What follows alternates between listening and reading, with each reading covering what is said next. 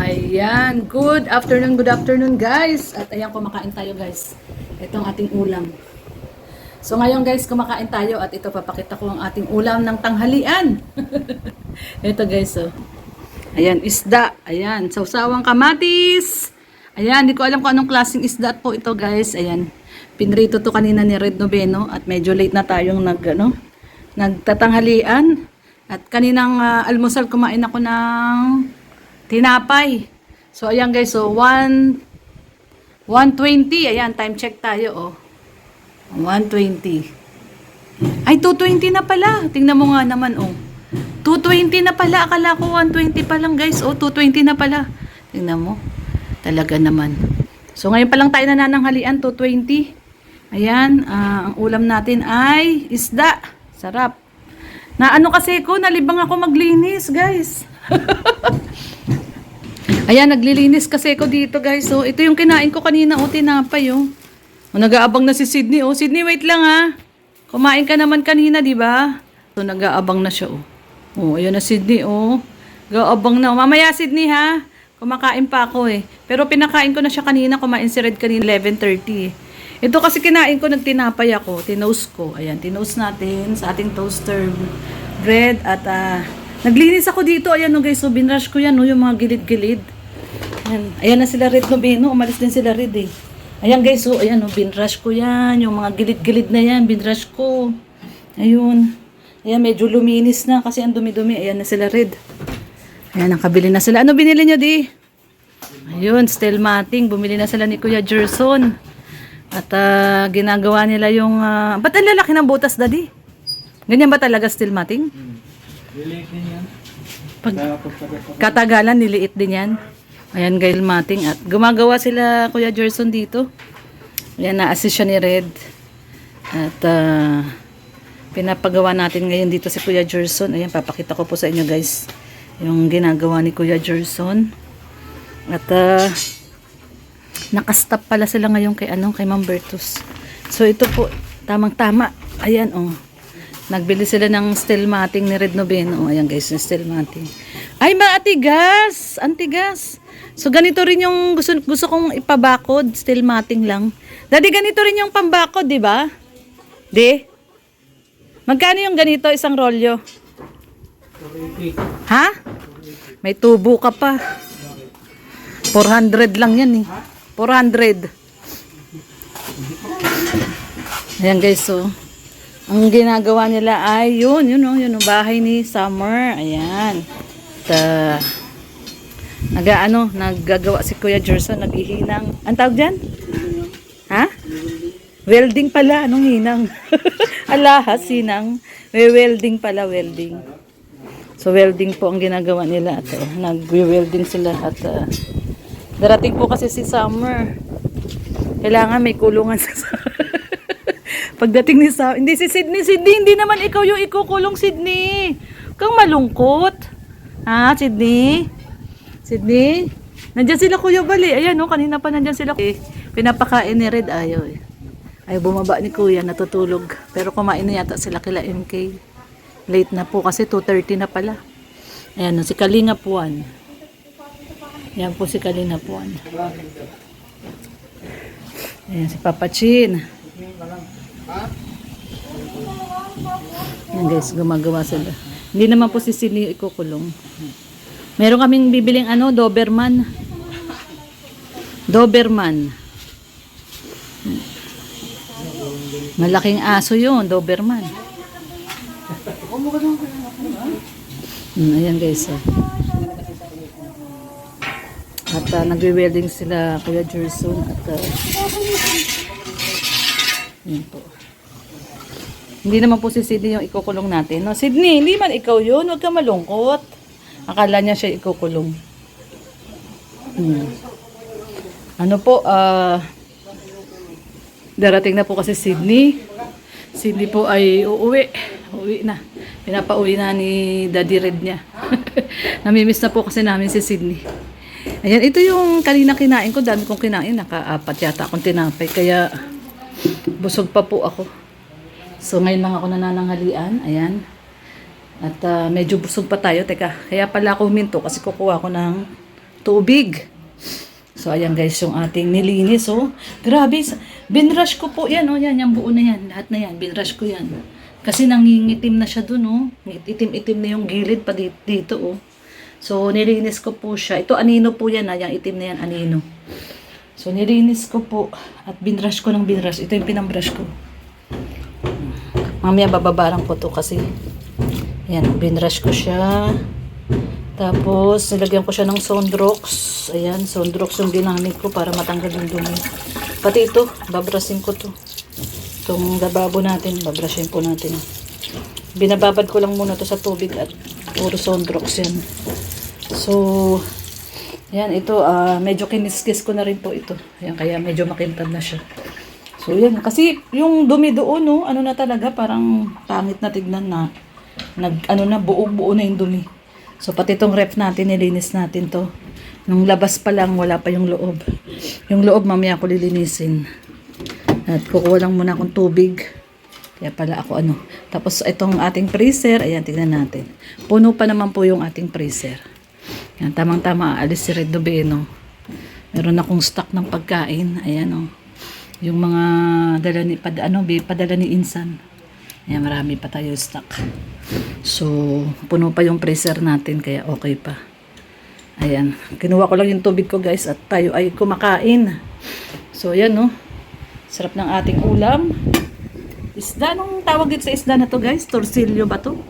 Hindi ko alam kung anong tawag dito. Torsilyo tapos with kamatis, sibuyas. Ayan. Torsilyo yata ang tawag dito. Hindi ko alam. So yan guys, kain muna tayo ng tanghalian. Medyo late na yung tanghalian ko, alas 2 na pala. Pag minsan guys, busy po kayo ng paglilinis. Katulad kanina, maaga akong gumising, tapos nagkape lang ako, tsaka tinapay yung ako tinapay. Tapos yun, naglinis na ako sa kwarto. Tapos kung maglinis sa kwarto, lumabas na ako dito sa kusina. At hinugasan ko yung ininuman kong kape. Kape at saka yung platito, nilagyan ko ng tinapay. Tapos, inumpisahan ko na po yung paglilinis doon sa pagbabrush nung tiles dito sa kusina. Kaya, hindi ko na namalayan yung oras. Pag busy ka, marami kang ginagawa. Hindi na po natin namamalayan yung oras. Kaya pala dumating si Kuya Gerson, 1:30 kanina. Kumain na siya kasi inaalo ko siya eh. Sabi niya kumain na daw siya. Kumain na daw siya ng lunch. Pala kasi nga, anong oras na? Alauna. Alauna pasado na pala nung dumating siya. Tapos umalis sila uli ni Red at bumili sila ng steel matting.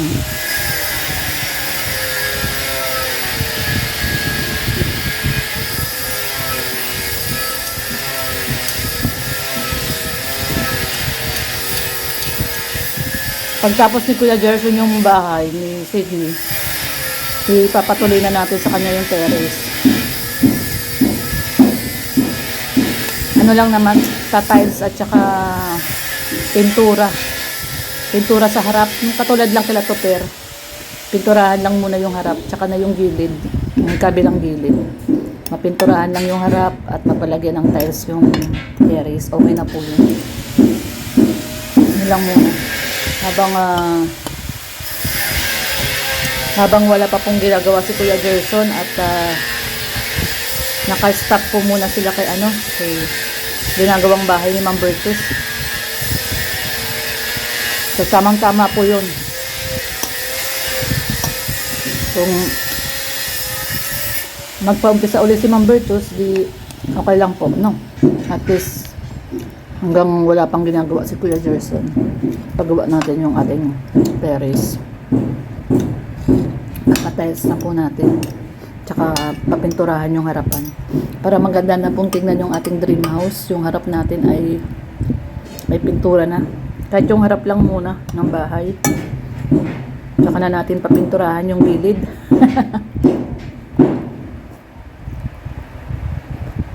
Dapat tayong budget. Pangharap lang muna. Tingnan nyo naman, inuna pa yung bahay ni Summer. Bahay po ni Summer yung ginagawa nila. Para pagbalik ni Summer. Babalik po kasi Summer. Papadala sa ano. Sa Lalamove sa Summer. Gusto ko po kasi may kasama ako dito. Pag umaalis si Red, nagmi-mission sila. Katulad ngayon, magmi-mission sila sa Sambuanga tuloy. Sa Sorsogon. Ilang araw sila sa Sorsogon. At least may kasama po ako sa Summer. Maingay po kasi si Summer. Maingay po si Summer. Yung ano namin, yung Pomeranian namin. Napakaingay po ni Summer. Malakas pakiramdam nila. Tapos pag nararamdaman nila may tao kahit malayo. Tahol ng tahol. Yung pinagkaiba ng ano, Pomeranian sa Shih Tzu. Ang Shih Tzu masyadong mabait. Ang Pomeranian po matapang. Kahit maliit, pero yung instinct nila, grabe. Parang canine. Ngayon po ang pagkaiba ng Pomeranian tsaka ng Shih Tzu. Kahit maliit, matapang.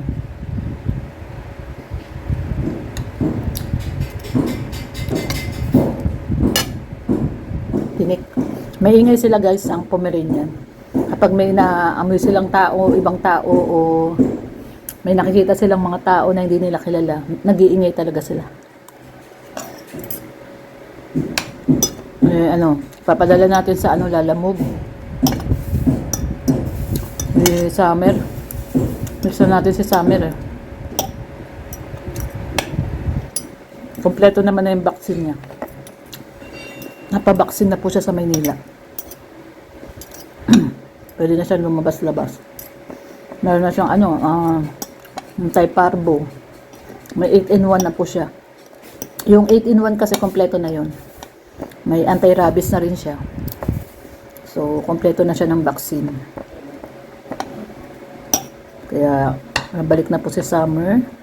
So, yun po ang gagawin ni Kuya Gerson. Ginagawa pala ni Kuya Gerson ngayon yung bahay ni Summer. Tapos, kung hindi pa sila magtutuloy-tuloy sila, kung hindi pa magpapagawa si Ma'am Bertus, pagawa na natin kay Kuya Gerson yung tiles ng ating terrace at pintura nung harap lang naman. Harap muna. Hindi na muna yung gilid at medyo tight pa ang budget. Ito lang yung po muna.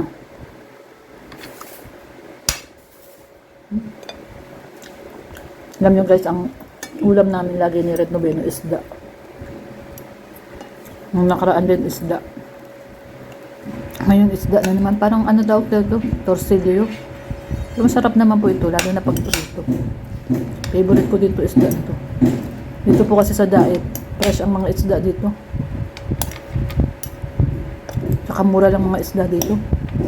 Hindi katulad sa Manila. Napakamahal ng isda.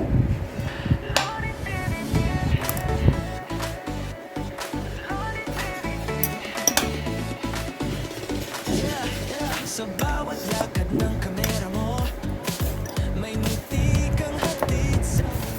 Ayan guys, salamat po sa pagsama. Tapos na ako. Bibigay ko na yung tira ko kay Sydney. Pag kumakain po talaga ako, nagtitira ako ng kanin ko.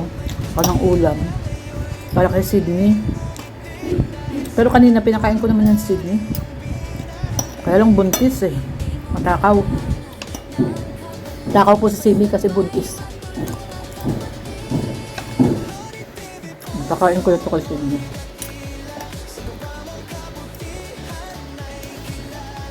Kahapon, dami din niya nakain. Favorite niya yung puto, yung sa handa nila topper. Kaya binili nila topper. Ang sarap ng puto na yun. Ito guys, bigay ko na po ito kay Sydney. Yung aking pera.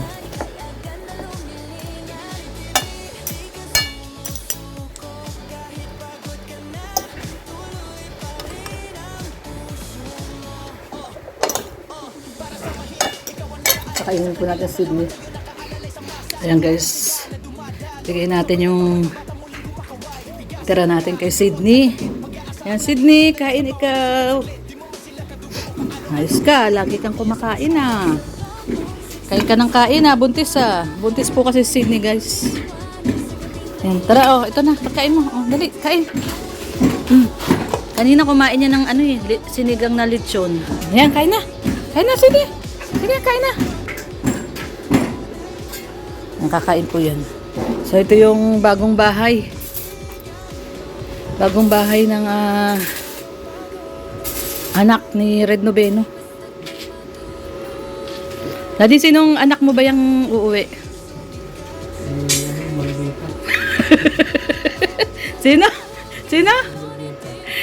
Yung maldita mong anak? Si Summer po, yung malditang anak ni Red Noveno. Uwi na. Ha? Ano? Mana sa nanay? Si Summer na maldita. Mana daw sa nanay. Ayan, pinagawan po ng kulungan ni tatay niya. Para dito siya. Lalagay namin siya dito guys sa harap. Diyan o. Dito. Pwede naman na siya dito at may vaccine na siya eh. Dati doon siya sa loob eh. Pero pakawalan pa rin. Ano lang, para lang sigurado na hindi magagala. So, ayan guys. So, ganda ng bahay niya, oh. Binili yan pa ng gano'n, oh. Yung, ano tawag doon? Yung sa itim na yun, daddy? Ha? Tawag dyan? Dog matting. Dog matting. Oo, dog matting. Yung black na yun, oh. In-order niya sa Lazada. Mura talaga sa Lazada. Sa ano, 250 isa yan eh, no? Sa mga pet shop, 250 isa. Sa Lazada, ano lang, 100 lang. So, yan guys. At, tapos babalutan ng steel matting po yan. Babalutan ng steel matting. Medyo malaki yung pinagawa namin. Para makakaikot-ikot siya. Lit-lit lang naman ni Summer. Maliit lang naman si Summer. So, yan po. Ang ating anak na maldita ay babalik na. Maldita po kasi yung si Summer. Tara yun, tsaka matapang yun. Walang sinabi si Sydney doon kay Summer. Takot man si Sydney kay Summer. Pag tinahulan siya ni Summer, takbo si Sydney. Ayan guys, yung ginagawa ni Kuya Gerson at ni Red Noveno. Gumagawa po sila ng kulungan ni Summer at darating po si Summer sa kung di Saturday, Sunday yung dating nun. Kung mga ganun, Saturday or Sunday. Nandito na po si Summer. Ayan. Ubusan ni Sydney yung pagkain niya, oh. Very good Sydney namin, ah. Tapos na kumain, ah. Inom ka tubig! Punta ka doon sa, gilid. Inom ka tubig. Nandito naman po kasi yung inuman ng tubig niya, oh. Ayun, oh. Meron po kaming, doon, timba. Yung malaking timba po. Ano po yung puno po ng tubig yun. Doon po siya umiinom ng tubig. Ayan, guys. So, yun. Ayan. So, hanggang dito na lang po muna ang ating latest update sa ating dito sa Dream House. Yan, meron tayong panibagong pinapagawang bahay. Bahay ni Summer. At darating po siya, no? Darating po siya kung di Sabado po ay linggo yan dating dito ni Summer. So yan, hanggang dito na lang po muna guys. At pawis na pawis pa tayo. At kakatapos lang din natin maglinis dito sa kitchen. Hindi pa tapos yung aking paglilinis. Maglilinis pa tayo dito sa buong bahay. Inuna ko lang muna tong ating kitchen area para palabas tayo dito sa salas. So yun, hanggang dito na lang po muna ngayon pong araw ng Wednesday, August 19. Grabe, bilis ng panahon. August 19 na ba? Tignan ko nga muna. Tama, August 19, Wednesday. Ayan, August 19, Wednesday. Maraming pong salamat guys sa pagsama po ngayong tanghali. Actually, hapon, no? Ayan, 2:40. Time check. Yan, no? 2:40 na pala. Ayan, kakatapos lang din natin kumain. Thank you so much, guys. Ang mapagpalang hapon po sa atin ng Wednesday, August 19. At hanggang dito na lang po muna ang ating daily vlog. Ang ating personal vlog. Ayan, ingat-ingat po tayong lahat. Lalo na po mga kababayan po natin nandyan sa Luzon. Na hanggang ngayon yata ay umuulan pa rin dyan. Sana tumigil na po ang ulan dyan, especially Metro Manila. Yung Cavite area. Dito po sa Daet, okay na po ang panahon dito. Kahapon po maulan, pero ngayon po, ayan, mainit na po uli. Kung napapansin nyo, ayan, tirik na naman po ang araw. So, yon sa ating mga kababayan, ingat po tayo, lalo na po yung mga binaha No, ingat po at sana ay patagilin na po ni Lord ang pag-ulan. At sobra-sobra na po ang ulan dyan sa Luzon, especially Metro Manila, Rizal, Bulacan, Cavite. Ayan. So, God bless everyone. Ingat po tayong lahat sa mga kababayan po natin nasa ibang bansa. Ingat po kayo. Especially mga OFW po natin mga kababayan. Ayan, ingat po kayong lahat. God bless everyone. Bye-bye na po. Bye-bye na, Sydney! Sydney! Sydney, bye-bye ka na!